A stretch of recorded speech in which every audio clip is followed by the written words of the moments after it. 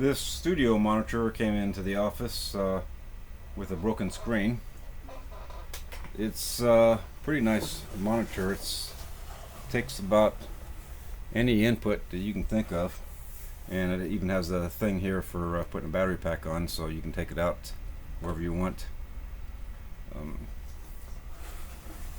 The reason the screen was broke on it, it goes to football games. It's used for replays that the refs can look at. And the screen, replacement screen, was a bit expensive. It's a industrial model, so it's a little bit more than regular screen, like for a laptop.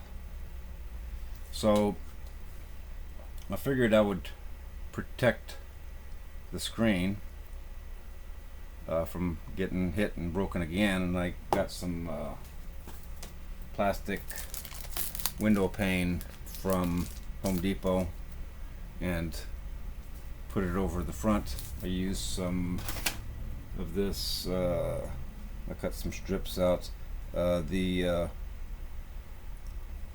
300 LSE really high stick tape that's used for putting screens on laptops and screens on phones and keeping them there. But I still took dots of goop to make sure that it didn't peel off.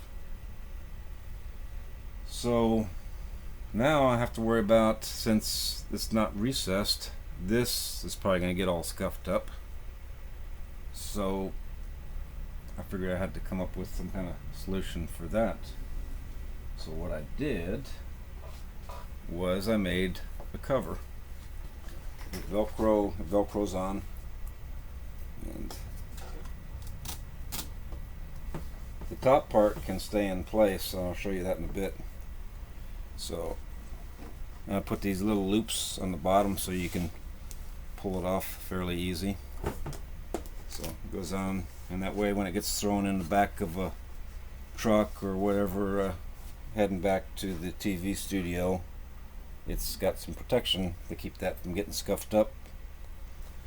And then taking it off, you can just pull on these loops, and I've got it set with some Velcro pieces in the back to where I can just loop it like that, so you can still get to where you can plug in the connections.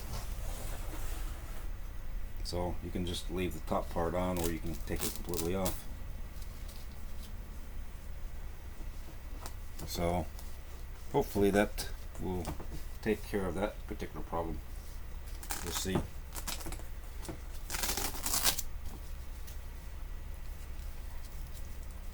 And as far as reflectivity and stuff, it's going to be pretty much the same as the original screen. Let's see, let's plug that in. There we go. So it's ready to deliver.